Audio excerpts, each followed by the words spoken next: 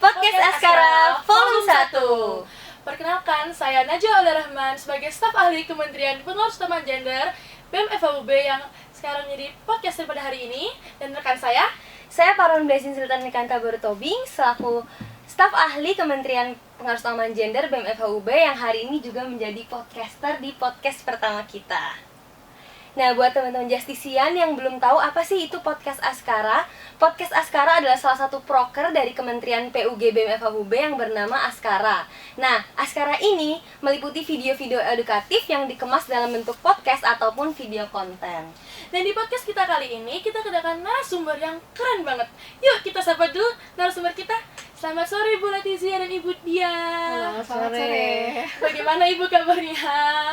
Alhamdulillah sehat ya Bu Leti, kita sehat. Alhamdulillah sehat. 18 hari ya. Semangat.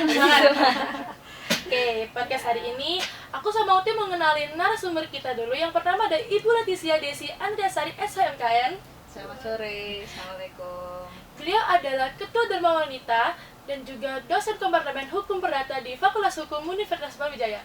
Dan narasumber kedua kita yang juga nggak kalah keren. Selamat sore Ibu Dia. Selamat sore. Bu Dia ini adalah dosen Hukum Ekonomi dan Bisnis di Fakultas Hukum Universitas Brawijaya yang sudah memiliki banyak sekali pengalaman baik di penelitian, pengabdian masyarakat, penulisan artikel ataupun penulisan buku. Sebagai contoh buku berjudul Indonesia Private International Law pada tahun 2021, benar ya Bu? Oh iya, itu kerjasama dengan beberapa tim yang dikoordinatori sama Bu Afifah. Bener-bener keren ya narasumber kita hari banget. ini. Oke, podcast kita hari ini tuh mau bahas apa sih? Jadi podcast kita hari ini bertema sosok Kartini dalam perspektif masa kini. Akankah perjuangan Kartini masih terus berlanjut? Nah, ini tema dari podcast kita hari ini, dimana di podcast ini kita mau bahas seputar bagaimana sih perkembangan emansipasi wanita pada saat zaman Kartini hingga zaman sekarang. Topik kita kali ini tuh sangat membangunkan semangat ya. Walaupun dari topiknya aja udah semangat banget gitu loh sebenarnya. Oh ya Teh, kenapa sih kita pakai topik sosok Kartini dalam perspektif masa kini? Jadi kita pilih topik ini karena kita mau ikut memeriahkan perayaan Hari Kartini tanggal 21 April. Dan melalui podcast ini kita mau sama-sama menggali ilmu dan informasi yang lebih dalam lagi melalui narasumber kita yaitu Ibu Letizia dan Ibu Dia. Wow, gitu ya. Dari dengar alasan dari kamu nih Teh ya, aku jadi gak sabar nih pengen cepat-cepat diskusi beberapa pertanyaan dengan narasumber keren kita kali ini. Yang dasar-dasar dulu Bu sebagai pemulahan. Bagaimana sih Bu pendapat sosok Kartini menurut Ibu Letizia dan juga Ibu Dia? Siapa dulu? Silakan ya. Oh, saya dulu. Oke. Ya. Ya sosok Kartini ya, seperti kita tahu bahwa R.A. Kartini atau Raden Ajeng Kartini itu adalah pahlawan nasional perempuan atau pahlawan nasional wanita yang sangat terkenal dengan tagline-nya beliau habis gelap terbitlah terang begitu ya. Beliau salah satu sosok yang lahir di Jawa, tepatnya di Jepara kalau saya tidak salah, tahun 1879 tanggal 21 April. Kenapa kemudian diperingati sampai sekarang begitu ya. Kalau kita baca story-nya, beliau ini merupakan satu sosok yang punya banyak kontribusi terhadap pemberdayaan wanita atau perempuan sampai dengan sekarang ya. Kalau pada zaman dulu misalnya zaman kolonial Belanda, pada zaman Hindia Belanda, perempuan itu masih di posisi yang sangat marginal ya, artinya kita tidak punya kesempatan yang sama, tidak punya hak yang sama dengan laki-laki gitu kan. Nah itulah yang kemudian diupayakan sedemikian rupa oleh Raden Ajeng Kartini itu. Kalau dari saya kayak seperti itu ya, mungkin ya Keren gimana? ya. Keren Ibu Kartini ya. Selamat sore semuanya. Melihat kita harus bangga ya dengan Ibu kita Kartini karena kita memiliki sosok pahlawan di mana di masanya ya, seperti kita ketahui beliau hidup di masa itu tetapi pemikirannya sangat-sangat modern. Di mana kemodernannya beliau telah mengangkat istilahnya isu gender, isu kesetaraan terutama di bidang pendidikan. Sebagaimana kita ketahui ya, Indonesia terutama di Pulau Jawa ini kekentalan adat Jawa ya, kekentalan adat terutama di daerah-daerah lain itu sangat kental sekali. Nah, beliau sebagai seorang bangsawan ya, ini tingkatan bangsawan, struktur di masyarakat waktu itu beliau adalah bangsawan. Bangsawan saja perempuannya itu haknya terpinggirkan sekali, termarginal, sangat nggak sama antara laki-laki, bangsawan laki-laki dengan bangsawan perempuan, sangat berbeda. Posisi dari perempuan wanita saat itu sangat tersubordinasi dengan adat istiadat, dengan struktur masyarakat pada saat itu, kemudian konstruksi masyarakat pada saat itu sudah sangat ada jurang pemisah antara pemikiran-pemikirannya, dan beliau istilahnya pelopor ya, pencetus, pioner ya, pioner. Beliau adalah wanita modern kalau saya, walaupun hidup di zaman itu, pemikiran beliau sangat itu dalam benak saya itu Kartini. Dalam menurut pendapat narasumber kita, Kartini juga benar-benar sangat berdampak ya Bu, dan inspiratif, dan seperti yang dibilang oleh Bu Letizia, sangat modern pemikirannya, sehingga benar yang dikatakan oleh Bu Dia, bahkan kita sampai sekarang bisa menempuh pendidikan yang tinggi sampai saat ini. Nah, saya penasaran nih Bu, sejak zaman Kartini itu sampai sekarang kan pasti banyak sekali perubahan dan perkembangan yang udah terjadi, baik di bidang sosial, bidang budaya, ataupun teknologi. Nah, saya mau bertanya menurut pendapat Bu Letizia, apakah ada perbedaan dari konsep emansipasi wanita pada saat zaman Kartini dan zaman sekarang? Pada intinya kalau saya melihat, kalau kita mengikuti perkembangan sejarahnya mulai dari zaman Kartini hingga sekarang, dari masa ke masa memiliki hambatan tersendiri dan memiliki memiliki waktu tersendiri. Jadi problem yang terjadi di masa lalu, di masa hidup dari Ibu Kartini dengan kita sekarang itu berbeda, mengikuti dari perkembangan atau dinamika di masyarakat. Jadi semuanya memiliki hambatan tersendiri. Kalau dulu mungkin hambatan akses, ya, hambatan akses, karena akses perempuan wanita sangat terbatas. Tapi kalau sekarang akses sudah sangat terbuka untuk kita. So problemnya kalau sekarang mungkin teman-teman memilih akses mana yang tepat ya, untuk kita. Hanya itu sih sepertinya. Jadi setiap masa memiliki hambatan tersendiri. Berarti dari konsep dari zaman Kartini dan sekarang itu perbedaannya ada di hambatannya dan aksesnya ya Bu. Jadi kita mau memilih akses yang mana gitu ya. Time by time itu memiliki hambatan ujian tersendiri. Jadi di masa lalu hambatannya seperti itu, di masa sekarang hambatannya seperti ini. Ini kan sesuai dengan dinamika masyarakat. Dinamika masyarakat di masa lalu kebutuhannya berbeda dengan dinamika masyarakat sekarang. Kalau sekarang kita sangat kaya dengan akses teknologi. Jadi beda dengan masa lalu yang teknologi aksesnya sangat terbatas ya, gitu. Tapi kalau kita masih lihat sekarang ini itu kan masih ada juga tantangan dan isu yang sering dihadapi sama wanita dalam menyuarakan haknya ya Bu, dalam menyuarakan kesetaraan gender. Sebagai contoh, bahkan sampai sekarang masih ada daerah ataupun masyarakat yang masih mengadakan pembatasan terhadap perempuan di bidang pendidikan. Jadi perempuan tuh seperti dianggap tidak perlu menempuh pendidikan yang lebih tinggi dari laki-laki karena nanti tugasnya hanya di rumah, hanya mengurus menjadi ibu rumah tangga atau memasak, pokoknya kayak mengurus rumah gitu ya Bu. Saya mau menanya pendapat Ibu Letizia dan Ibu Dia tentang mengenai kesadaran kesetaraan yang saat ini masih terbelenggu dan masih menjadi stigma di dalam masyarakat seperti itu. Boleh dimulai dari Ibu Dia? Oke. Ya, jadi kalau kita membahas artinya sosok Kartini ya, berarti secara mayoritas kita pasti membahas perempuan gitu kan. Nah, dari sebenarnya unik sih ketika kita membahas perempuan tuh kayak nggak ada habisnya ya. Perempuan itu sosok unik ya, secara struktur biologisnya kita berbeda dari laki-laki, kemudian secara pemikirannya juga berbeda, secara psikologinya berbeda gitu kan. Makanya ada banyak perspektif, misalnya perempuan dipandang dari sisi gendernya, religionnya juga, kemudian empowermentnya juga, kemudian ada aliran-aliran feminis yang berkembang sampai sejauh ini begitu ya.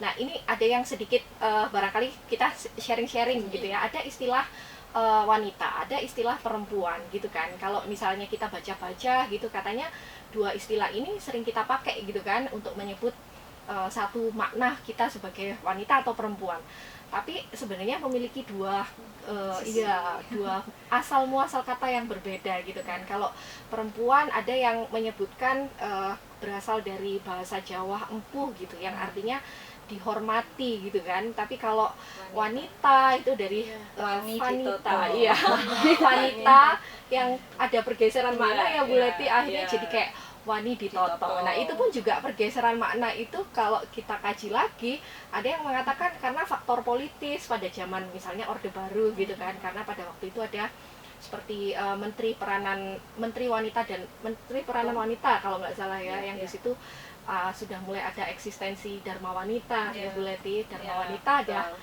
saya kebetulan Bu Leti ya Bu Leti ya ketua Dharma Wanita. Jadi Dharma Wanita kan fungsinya kalau belum berubah ya, pilarnya ada 5 begitu ya Bu. Ada yang mendampingi suami gitu kan, kemudian wanita itu diposisikan sebagai ibu rumah tangga yang membesarkan anak-anak, kemudian sebagai warga negara juga gitu kan, sebagai pencari nafkah tambahan. Nah itu kemudian ada kritik sebetulnya yang digagas beberapa buku ya, mencari nafkah tambahan, kenapa nggak nafkah pokok misalnya. Tapi kan ya artinya banyak perspektifnya ya, karena bagaimanapun perempuan dan laki-laki secara kodratnya barangkali juga berbeda gitu ya.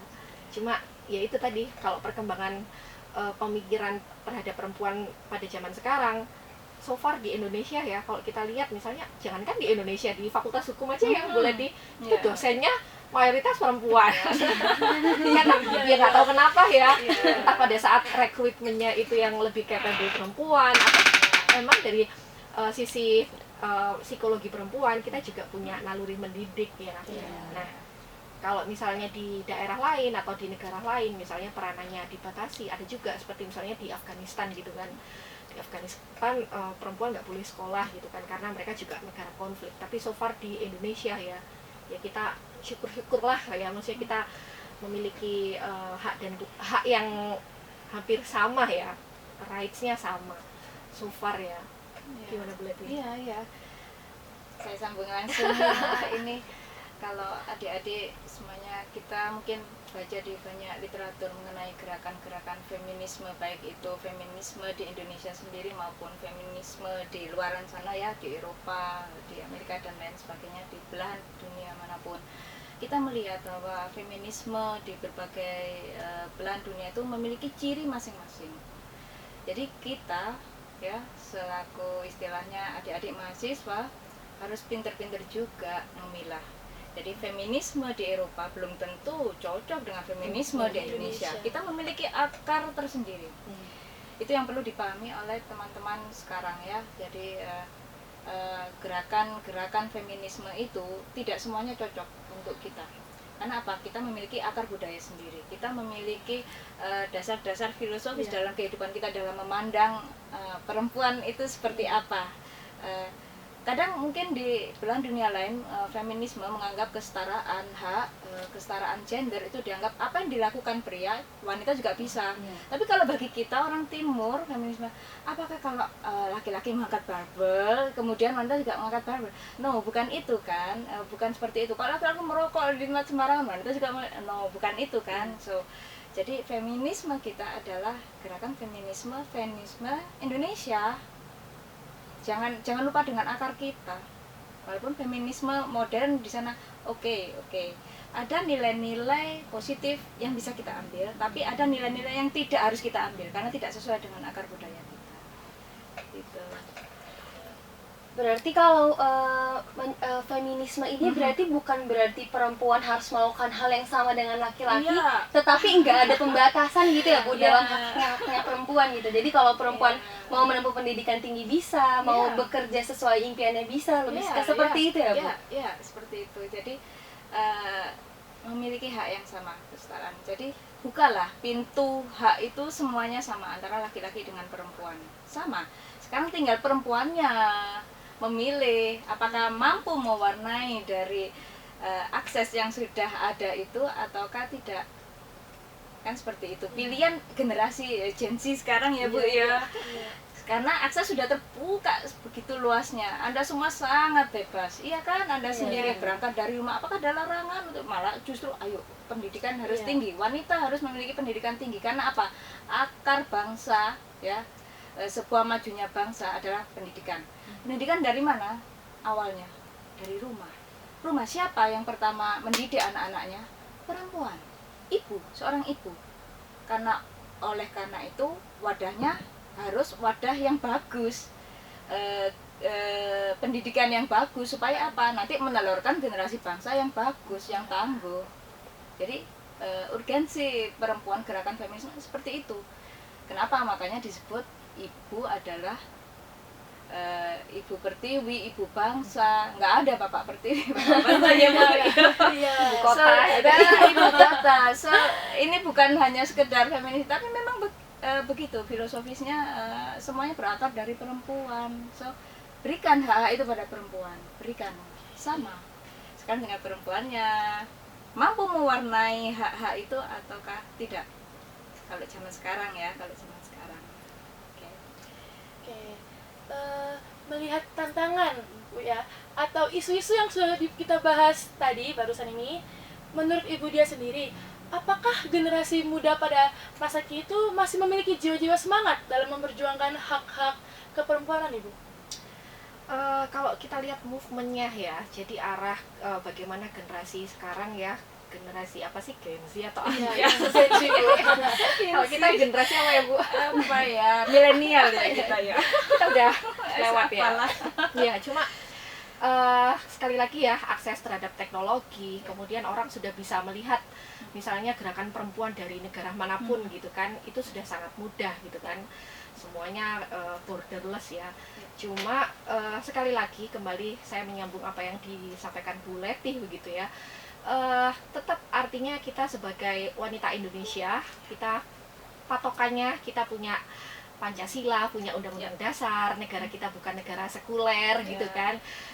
Misalnya ada pergerakan child free misalnya ya, seperti kemarin ya, itu tergantung ya, artinya ada kebebasan perempuan untuk menentukan, misalnya saya nggak mau melahirkan gitu kan, meskipun kodratnya dia adalah sebagai ibu yang bisa melahirkan. Nah ini juga something yang relatif ya, kita tidak bisa memutuskan, kita tidak bisa menjudge. Tapi kalau misalnya ditanya apakah generasi pada saat sekarang ini menyuarakan gerakan feminisme, kesetaraan gender, saya pikir gerakan itu nggak ada habisnya sampai sekarang. Cuma sekali lagi jangan juga kebablasan ya, artinya kan sekarang gerakan apa sih yang nggak ada gitu kan, misalnya orang berbondong-bondong pengen misalnya perkawinan sejenis perempuan dengan perempuan, it's okay, tapi kan kembali lagi ya, artinya kembali pada nilai-nilai yang lain, nilai agama, nilai kenegaraan kita gitu kan. Artinya pergerakan boleh sebebas-bebasnya memperjuangkan hak perempuan gitu kan, tapi tetap ada kontrolnya, tetap ada filternya. Kalau menurut saya gitu sih. Sepakat Ya Bu. Iya, sepakat. Tapi tidak akan pernah ada habis. Iya betul. Tapi kalau menurut Ibu sendiri nih ya, apa sih sikap generasi muda yang bisa dilakukan untuk meneruskan perjuangan sosok Kartini di masa kini? Cara-caranya Iya, gitu yang bisa dilakukan oleh generasi muda. Cara-caranya banyak caranya. Dengan akses teknologi yang begitu luas, dengan pergaulan ya, tanpa batas sudah ya, Anda bisa mengakses di belahan dunia manapun saat ini. Di sana sedang terjadi apa, sekarang pun Anda bisa mengakses. Nah, ini memberikan ruang yang seluas-luasnya bagi anak-anak muda sekarang untuk memilih, sekali lagi, memilih dan memutuskan, choosing akses yang dipilih tadi, apakah saya mewarnainya dengan warna apa. Nah, tugas daripada generasi sekarang adalah mewarnai.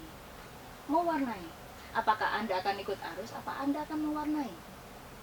Misalkan Anda memiliki ya, walaupun perempuan, Anda memiliki aku kepingin dan sangat fokus di bidang teknologi, teknik. Nah, itu bukan hanya melulu milik laki-laki kan, perempuan pun bisa. Anda bisa fokus juga di situ dan Anda mampu mewarnai. Kemudian asah ketika kita memiliki sebuah effort di situ, ya sudah, jadikan diri Anda bangga dan kebanggaan. Kenapa ada kata-kata bangga dan kebanggaan? Karena di situ akan termuat bahwa Anda memiliki misi sebagai perempuan. Aku perempuan bisa, yang pertama. Yang kedua, aku perempuan mampu mewarnai bidang apa yang menjadi kesukaanku tanpa ada intervensi dari pihak manapun. Itu yang namanya sebuah kebebasan atau kesetaraan atau feminisme modern saat ini yang harus ditangkap oleh anak-anak muda zaman sekarang. Anda harus mampu mewarnai. Ketika Anda berada di bidang hukum, ya jadikan Anda expert betul di bidang hukum. Anda di bidang apa, misalkan bahasa asing, expert betul. Jadi Anda mampu mewarnai dunia yang Anda pilih. So, Anda menjadi bangga untuk diri sendiri dan kebanggaan bagi lingkungan Anda. Gitu. Ibu dia sendiri Caranya ya, iya memang banyak cara ya, Iya, banyak cara menuju Roma. Cuma sekali lagi apa ya, menurut saya balancing tetap ya, artinya kita perempuan, kita wanita menyuarakan kesetaraan rights ya, hak dengan perempuan, dengan laki-laki, mohon maaf. Cuma bagaimanapun laki-laki dan perempuan beda dalam perspektif, misalnya komposisi biologis kita berbeda gitu kan, nggak mungkin kemudian kesetaraan gender tapi kemudian perempuan ya kamu sudah menuntut hak misalnya untuk jadi bisa jadi CEO misalnya ya, berarti bisa juga dong jadi kuli bangunan misalnya kan, nggak juga ya. Kalau dipikir-pikir ya enak juga jadi perempuan ya, perempuan tuh enak loh. Misal nih kita dilahirkan nggak terlalu cakep, kita bisa make up gitu kan. Kalau laki-laki gimana? Enggak ya, makanya enak lah jadi perempuan. Nih ada yang mas satu nih. Nah artinya banyak cara yang pasti menggali potensi ya, menggali potensi apapun potensinya kita kembangkan. Kemudian perempuan boleh memilih begitu kan, boleh memilih dia mau menikah, dia mau berkarir, dia mau melahirkan atau tidak gitu kan.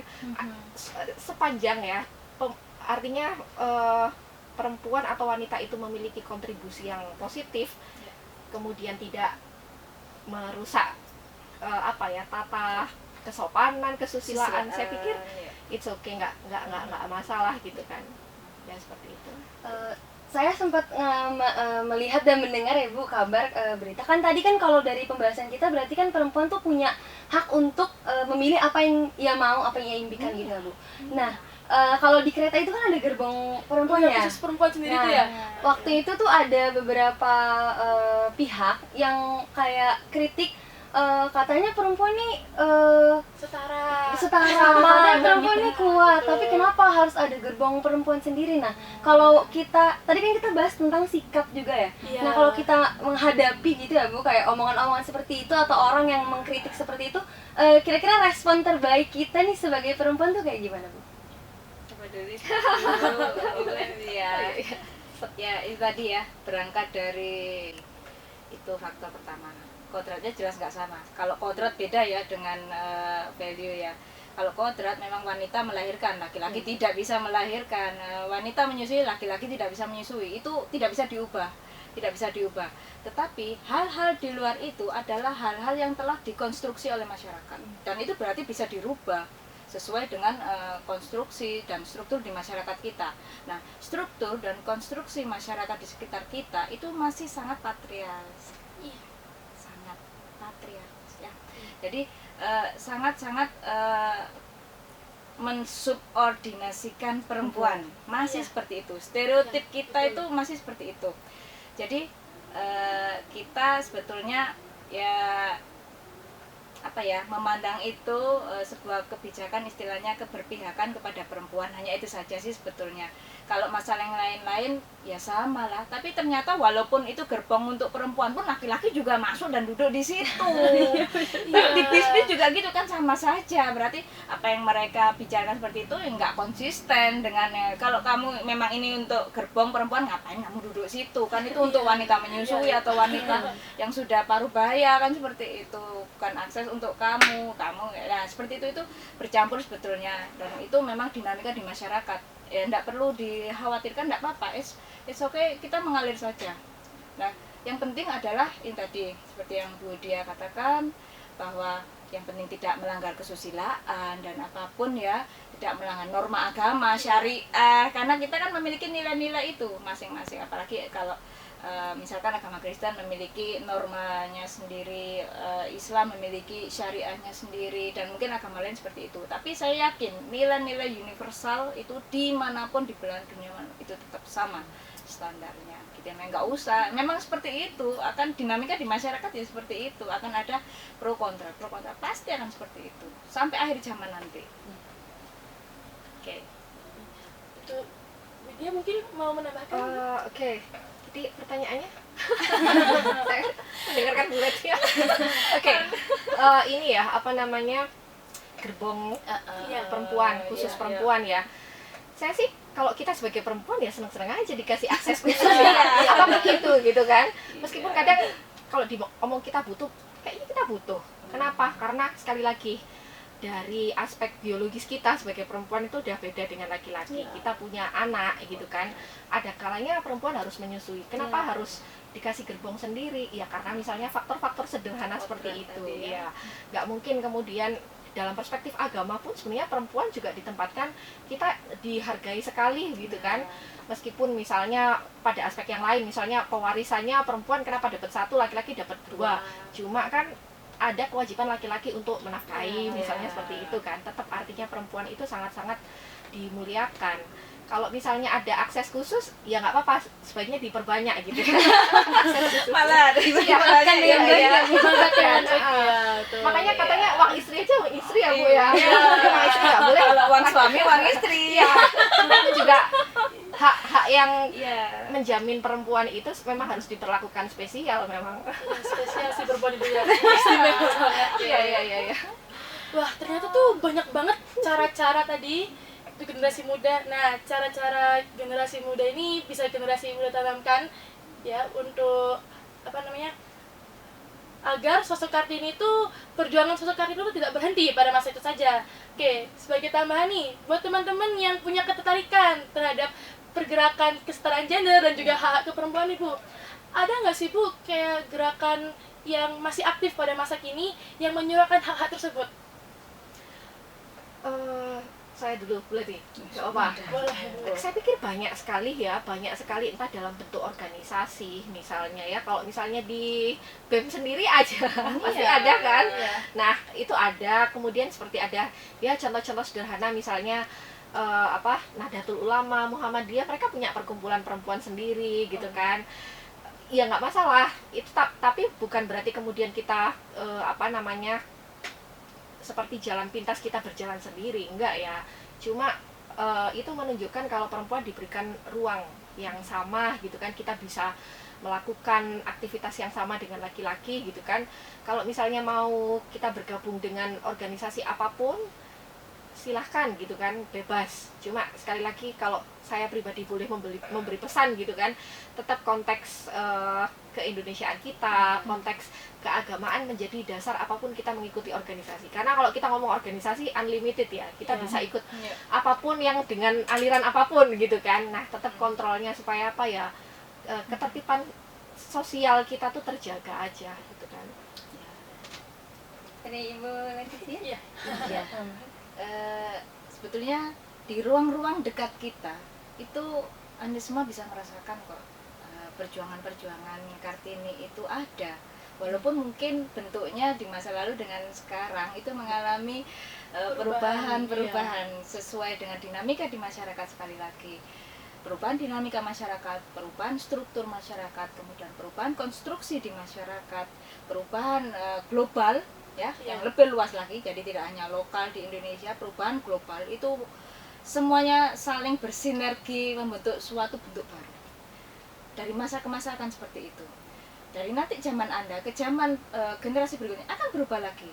Dari zaman saya ke zaman Anda itu memiliki bentuk tersendiri, semuanya unik dan memiliki bentuk tersendiri dan memiliki tantangan tersendiri. Mungkin sekarang kalau di zaman saya ya Dek, di zaman saya kita sebagai mahasiswa perempuan mungkin di BEM bisa kita mengikuti, ada anan sendiri ya untuk perempuan, kajian-kajian perempuan.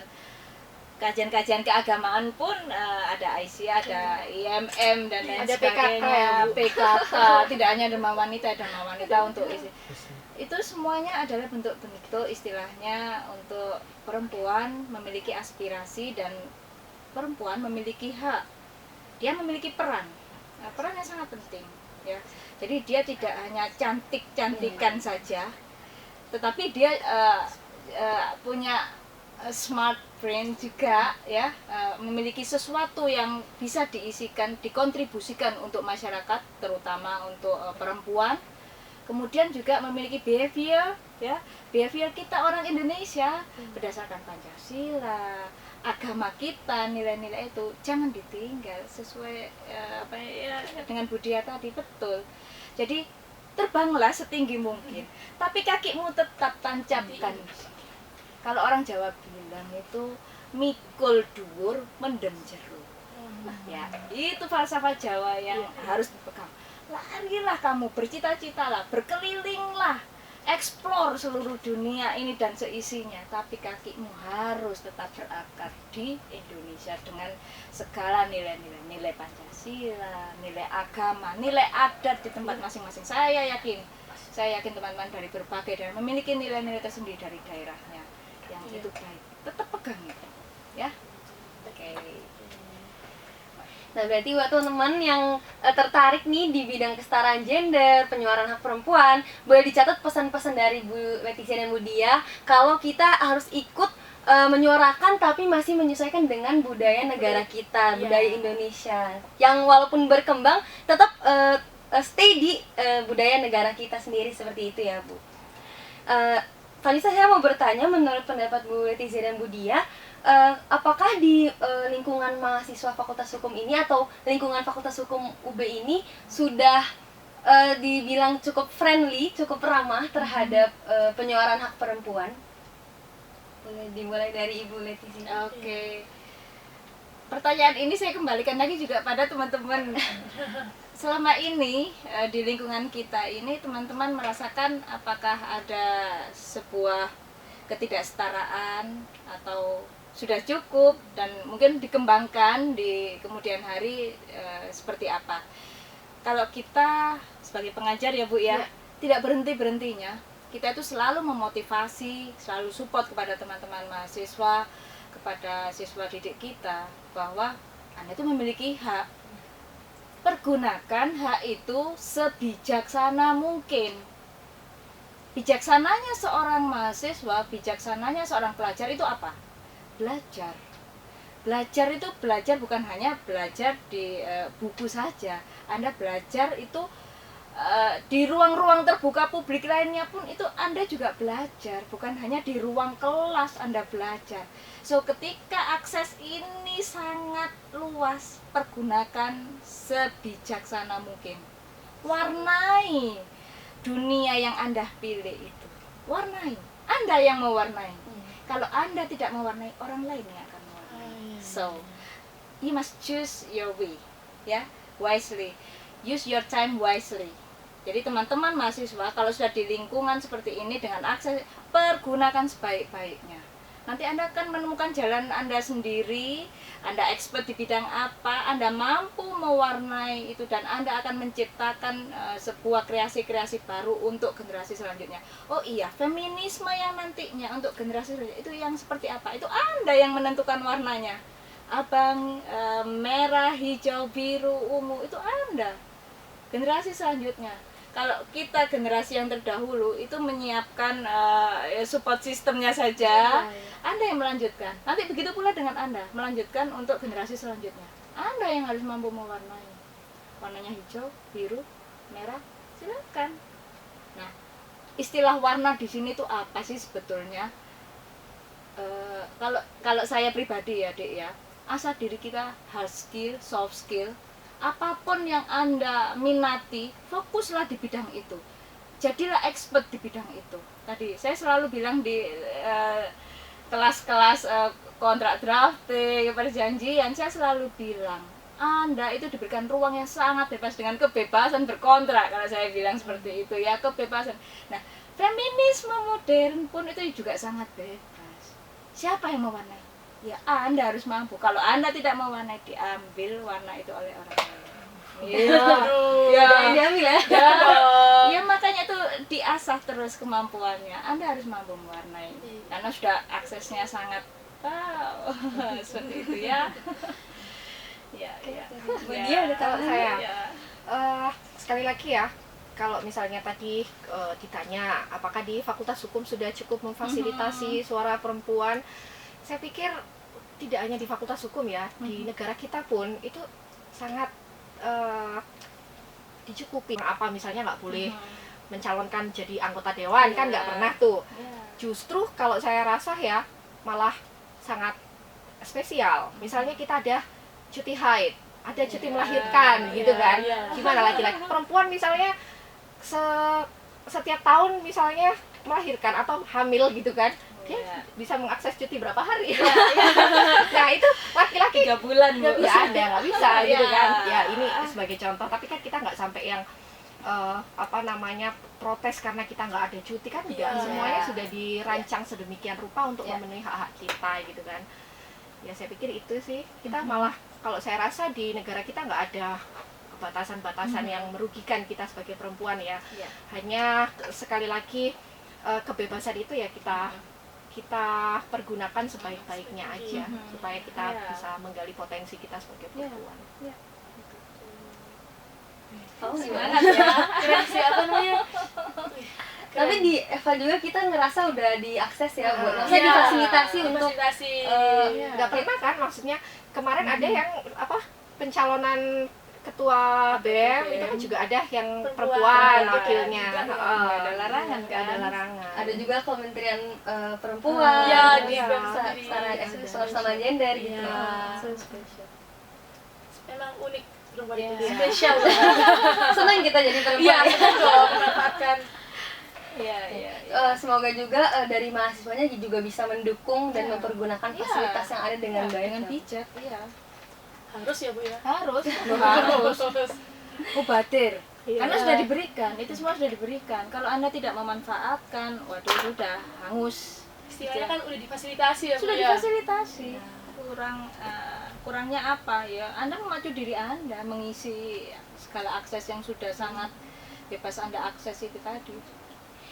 Sebagai penutup dari sesi diskusi kita kali ini ya Bu, apa pesan-pesan yang ingin disampaikan oleh Ibu Letizia dan juga Ibu Desi, Ibu Dia, sama dong ya, Ibu Dia, untuk generasi muda khususnya buat mahasiswa di Universitas Barujaya ini supaya terus mempertahankan kesetaraan gender dan juga mau menyuarakan hak-hak perempuan.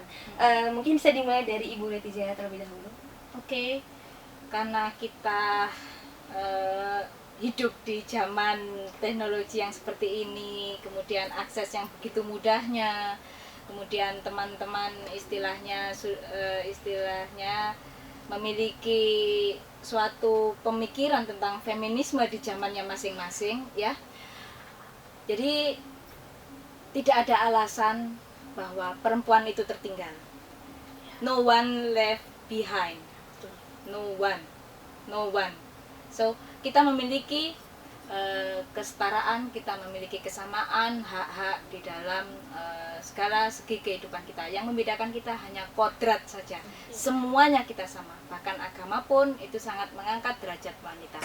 Tidak ada perbedaan antara laki-laki dan perempuan. Yang membedakan hanya adalah tingkat ketakwaannya. Agama sudah menjunjung tinggi masyarakat dengan konstruksi sosial dan struktur sosialnya seperti itu.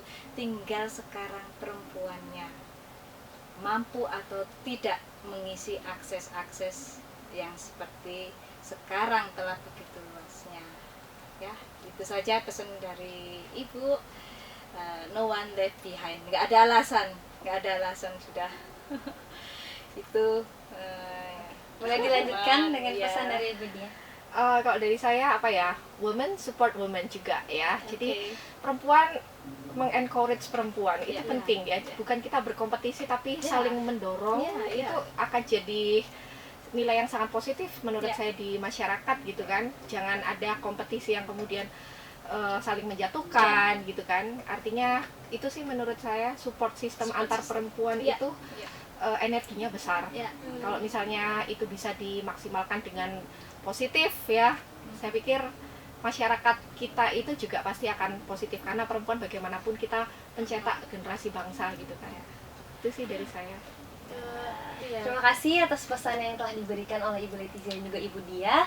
Semoga kita semua, baik mahasiswa Fakultas Hukum dan semua generasi muda di negara kita ini bisa menerapkan pesan-pesan yang udah disampaikan oleh Ibu Leticia dan Ibu Dia. Terima kasih juga Ibu untuk ilmu-ilmu yang sudah diberikan kepada kami, juga waktunya yang udah disediakan buat diskusi sama kami di podcast kita kali ini. Semoga podcast kita kali ini dapat bermanfaat dan memotivasi para generasi muda. Wah, gak kerasa ya, udah di ujung acara. Iya. Gak kerasa banget. Asik soalnya ngobrolnya. Iya. Sebagai closing statement dari kami, untuk semua perempuan hebat di Indonesia, habis gelap terbitlah terang, kata Raden Ajeng Kartini. Percayalah bahwa semua perjuangan, usaha dan juga kesulitan yang dihadapi akan membuahkan hasil yang terang dan juga menjadi perwujudan dari mimpi kita yang besar. Selamat Hari Kartini semuanya, teruslah menginspirasi sesama wanita. Saya Paron Blessing Sultan Nikanta Bertobing dan rekan saya Najwa Aulia Rahman pamit undur diri. Mohon maaf apabila ada kesalahan kata Bu dan kekurangan dari kami, dan nantikan podcast Askara volume 2 yang akan kembali lagi dengan topik yang jauh lebih seru lagi. Sampai jumpa di